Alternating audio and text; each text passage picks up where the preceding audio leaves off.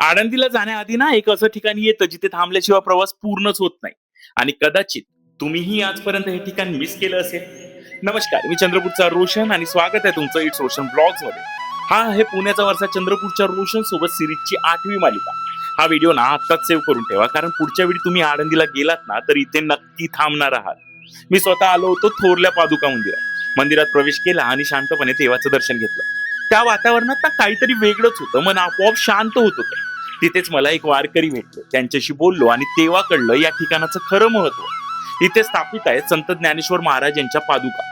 वारकरी संप्रदायात ना पादुका म्हणजे फक्त चिन्ह नाहीये, तर ती संतांची जिवंत उपस्थिती मानली जाते. आणि असंही मानलं जातं की इथूनच पुढे सुरू होते आळंदीची पवित्र सीमा. म्हणूनच प्रत्येक वारकरी इथे थांबतो, नतमस्तक होतो आणि मगच पुढे जातो. ही फक्त परंपरा नाहीये, ही श्रद्धेची ऍक्च्युली सुरुवात आहे. दरवर्षी पंढरपूर वारीमध्ये संत ज्ञानेश्वर यांची पालखी इथे थांबते, पूजा केली जाते आणि मगच प्रवास पुढे सुरू होतो.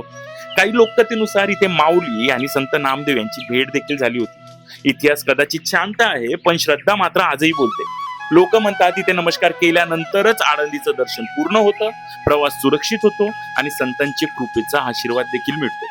मीही इथे नतमस्तक झालो आणि खरंच त्या क्षणी काहीतरी वेगळंच जाणवलं. जणू प्रवास इथूनच सुरू झाला.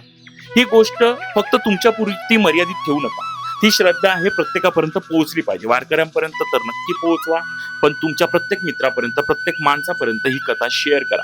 हा व्हिडिओ सेव्ह करा आणि अशाच खऱ्या भावनिक प्रवासासाठी मला फॉलो करायला विसरू नका, कारण पुण्याचा वारसा अजून पुढे आहे. पुढच्या वेळी तुम्ही आळंदीला गेलात तर थोरल्या पादुकाला नक्की थांबा. कदाचित तुमचाही प्रवास इथूनच सुरू होईल. भेटूया पुढच्या भागात. तोपर्यंत बाय.